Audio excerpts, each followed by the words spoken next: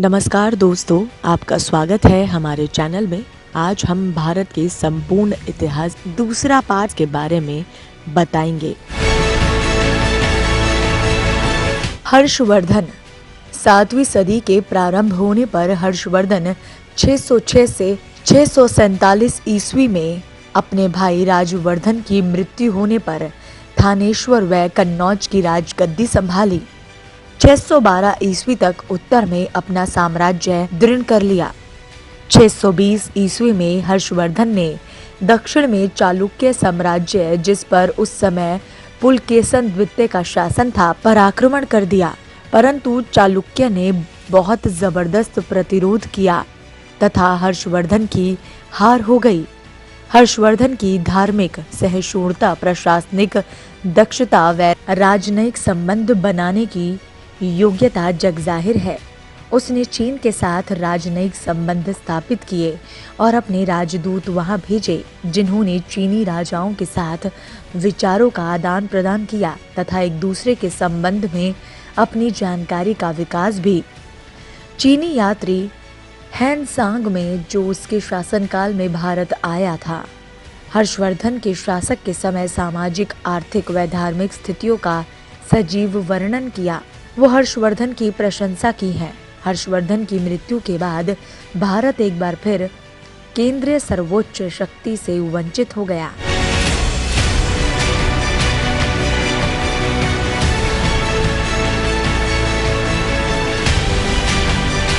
बादामी के चालुक्य। 6वीं और 8वीं ईस्वी के दौरान दक्षिण भारत में चालुक्य बड़े शक्तिशाली थे। इस साम्राज्य का प्रथम शासक पुलकेशन 540 ईस्वी में शासन रूढ़ हुआ और कई शानदार विजय हासिल कर उसने शक्तिशाली साम्राज्य की स्थापना की। उसके पुत्रों कीर्तिवर्मन व मंगल सेन ने कोंकणा के मौर्यन सहित अपने पड़ोसियों के साथ साथ कई युद्ध करके सफलताएं अर्जित की। वह अपने राज्य का और विस्तार किया। कीर्तिवर्मन का पुत्र पुलकेशन द्वितीय चालुक्य साम्राज्य के महान शासकों में से एक था। उसने लगभग 34 वर्षों तक राज्य किया। अपने लंबे शासनकाल में उसने महाराष्ट्र में अपनी स्थिति दृढ़ की व दक्षिण के बड़े भूभाग को जीत लिया। उसकी सबसे बड़ी उपलब्धि हर्षवर्धन के विरुद्ध रक्षात्मक युद्ध लड़ना था। तथापि 682 ईस्वी में पल्लव राजा ने पुलकेशन को परास्त कर डाला। उसका पुत्र विक्रमादित्य, जो कि अपने पिता के समान महान शासक था, गद्दी पर बैठा। उसने दक्षिण के अपने शत्रुओं के विरुद्ध पुनः संघर्ष प्रारंभ किया। उसने चालुक्यों के पुराने वैभव को काफी हद तक पुनः प्राप्त किया। यहाँ तक कि उसका परोपात विक्रमादित्य द्वितीय भी महान योद्धा था। 753 ईस्वी में विक्रमादित्य व उसके पुत्र का दंती दुर्गा नाम के एक सरदार से तख्ता पलट कर दिया गया। उसने महाराष्ट्र व कर्नाटका में एक और महान साम्राज्य की स्थापना की, जो कि राष्ट्रकूट कहलाया।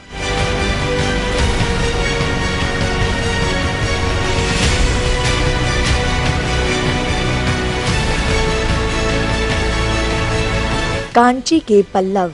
6वीं सदी की अंतिम चौथाई में पल्लव राजा सिंह विष्णु शक्तिशाली हुआ तथा कृष्ण और कावेरी नदियों के बीच के क्षेत्र को जीत लिया।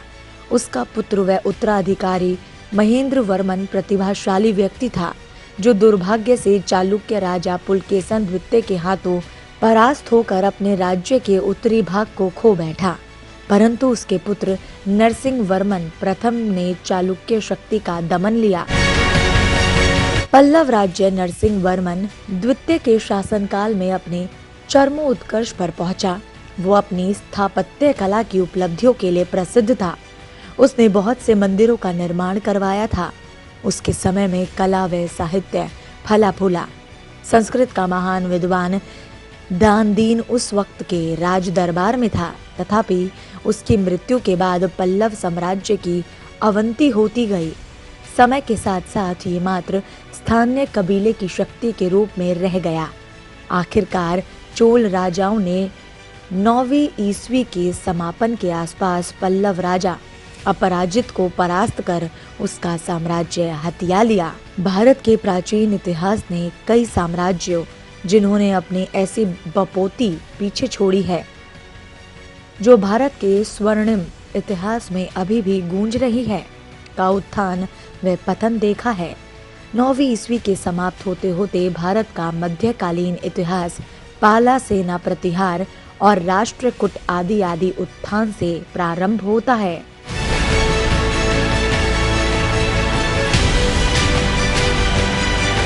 भारत का मध्यकालीन इतिहास आने वाले समय जो इस्लामिक प्रभाव और भारत पर शासन के साथ सशक्त रूप से संबंध रखता है। मध्यकालीन भारतीय इतिहास तथा कथित स्वदेशी शासकों के अधीन लगभग 3 शताब्दियों तक चलता रहा, जिसमें चालुक्य, पल्लव, पांड्या, राष्ट्रकूट शामिल है। मुस्लिम शासक और अंततः मुगल साम्राज्य 9वीं शताब्दी के मध्य में उभरने वाला सबसे महत्वपूर्ण राजवंश चोल राजवंश था।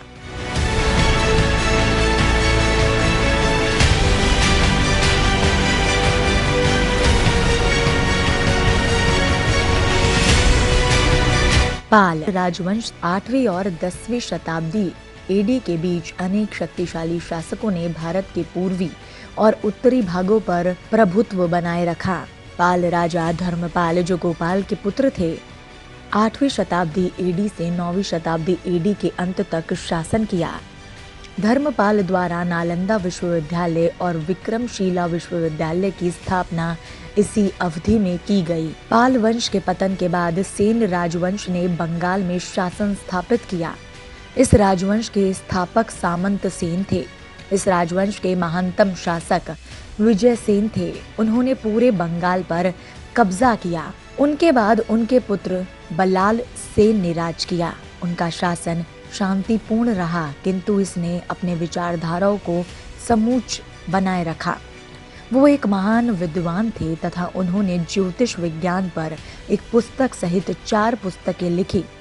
इस राजवंश के अंतिम शासक लक्ष्मण सेन थे, जिनके कार्यकाल में मुस्लिमों ने बंगाल पर शासन किया और फिर साम्राज्य समाप्त हो गया। प्रतिहार राजवंश के महानतम शासक मिहिर भोज थे। उन्होंने 836 में कन्नौज की खोज की और लगभग 1 शताब्दी तक प्रतिहारों की राजधानी बनाया। उन्होंने भोपाल शहर का निर्माण किया। राजा भोज और उनके अन्य सहवर्ती गुज्जर राजाओं को पश्चिम की ओर से अरब जाने के अनेक आक्रमणों का सामना करना पड़ा और पराजित होना पड़ा। कन्नौज पर राष्ट्रकूट राजा ने आक्रमण किया, जिसने शहर को वीरान बना दिया और प्रतिहार साम्राज्य की जड़ें कमजोर कर दी। साल 1018 में कन्नौज ने राज्यपाल प्रतिहार का शासन देखा, जिसे गजनी के महमूद ने लूटा। पूरा साम्राज्य स्वतंत्रता राजपूत राज्यों में टूट गया। राष्ट्रकूट इस राजवंश ने कर्नाटक पर राज्य किया और कई कारणों से उल्लेखनीय है। उन्होंने किसी अन्य राजवंश की तुलना में एक बड़े हिस्से पर राज किया। वो कला और साहित्य के महान संरक्षक थे। अनेक राष्ट्रकूट राजाओं द्वारा शिक्षक और साहित्य को दिया गया प्रोत्साहन अनोखा है और उनके द्वारा धार्मिक सहनशीलता का उदाहरण अनुकरणीय है।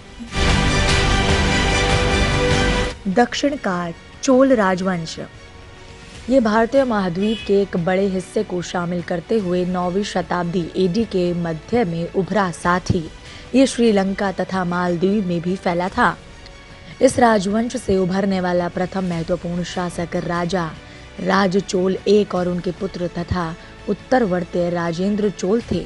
राजा ने अपने पिता की जोड़ने की नीति को आगे बढ़ाया। उसने बंगाल, उड़ीसा और मध्य प्रदेश के दूर दराज के इलाकों पर सशस्त्र लड़ाई की। राजेंद्र एक राजाधिराज और राजेंद्र दो के उत्तरवर्ती निडर शासक थे, जो चालुक्य राजाओं से आगे आकर वीरतापूर्वक लड़े, किंतु चोल राजवंश के पतन को रोक नहीं पाए।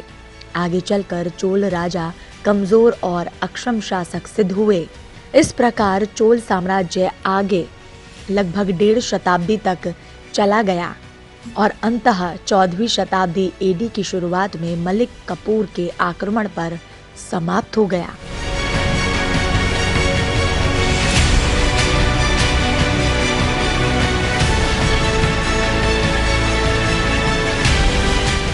भारत का मध्यकालीन इतिहास।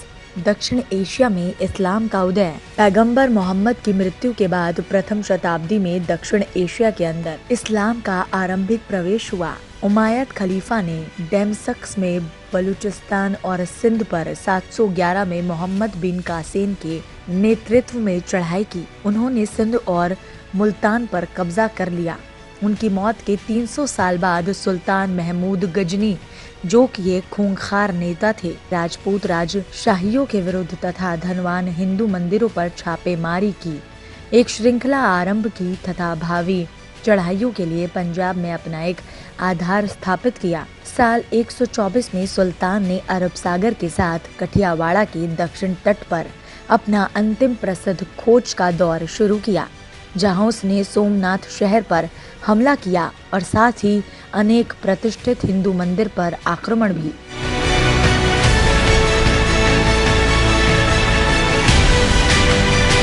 भारत में मुस्लिम आक्रमण। मोहम्मद गौरी ने मुल्तान और पंजाब पर विजय पाने के बाद 175 एडी में भारत पर आक्रमण किया। वो दिल्ली के ओर आगे बढ़ा। उत्तरी भारत के बहादुर राजपूत राजाओं ने पृथ्वीराज चौहान के नेतृत्व में 1191 एडी में तराइन के प्रथम युद्ध में पराजित किया। एक साल चले युद्ध के पश्चात मोहम्मद गौरी अपने पराजय का बदला लेने दोबारा आया। साल 1192 एडी के दौरान तराइन में एक अत्यंत भयानक युद्ध लड़ा, जिसमें राजपूत पराजित हुए और पृथ्वीराज चौहान को पकड़कर मौत के घाट उतार दिया गया। तराइन का दूसरा युद्ध एक निर्णायक युद्ध सिद्ध हुआ और इसमें उत्तरी भारत में मुस्लिम शासन की आधारशिला रखी।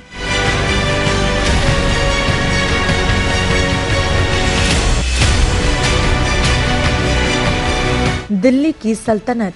भारत के इतिहास में 1206 एडी और 1526 एडी के बीच की अवधि दिल्ली का सल्तनत कार्यकाल कही जाती है। इस अवधि के दौरान 300 वर्षों से अधिक समय में दिल्ली पर 5 राजवंशों ने शासन किया। ये थे गुलाम राजवंश 1206 से 90, खिलजी राजवंश 1290 से 1320, तुगलक राजवंश 1320 से 1413, सायिद राजवंश 1414 से लेकर 51 और लोधी राजवंश 1451 से लेकर 1526। गुलाम राजवंश। इस्लाम में समानता की संकल्प और मुस्लिम परंपराएं दक्षिण एशिया के इतिहास में अपने चरम बिंदु पर पहुंच गई, जब गुलामों ने सल्तनत का दर्जा हासिल कर लिया। गुलाम राजवंश ने लगभग 84 वर्षों तक इस उपमहाद्वीप पर शासन किया। ये प्रथम मुस्लिम राजवंश था जिसने भारत पर शासन किया।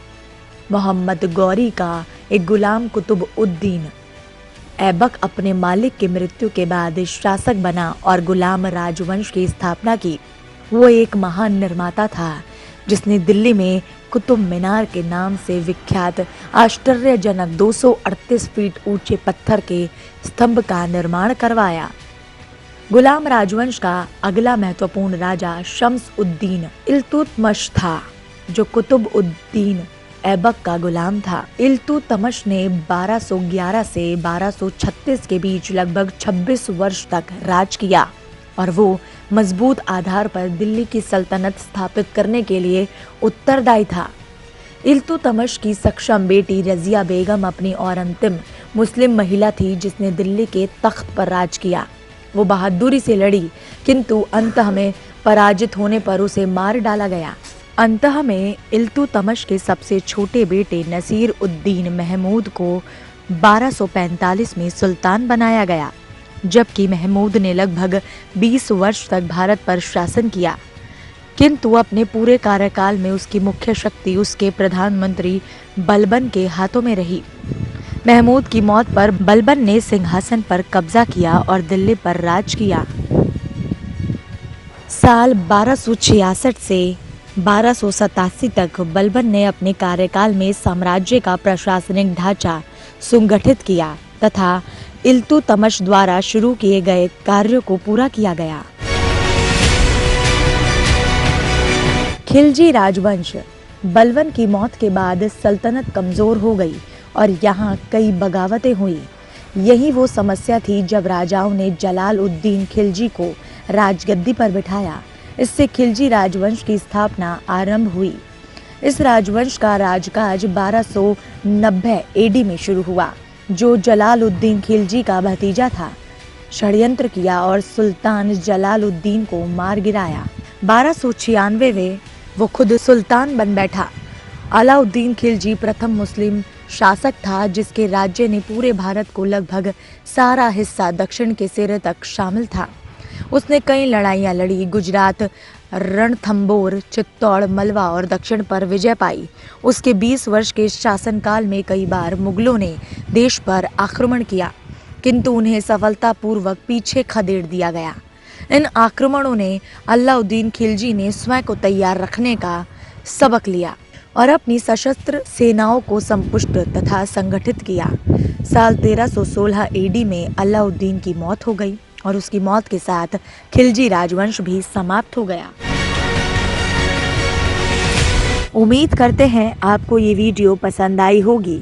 आप हमारी इस वीडियो को लाइक शेयर करना बिल्कुल ना भूलें और साथ ही हमारे चैनल को अभी के अभी सब्सक्राइब करें। और वीडियो के अंत में मैं आपको कहना चाहूँगी, शेष विवरण 3 पार्ट में बताएंगे आपको बाकी की चीज़ें। तो हमारी अगली वीडियो का इंतज़ार कीजिएगा। इस वीडियो को देखने के लिए आप सभी का धन्यवाद।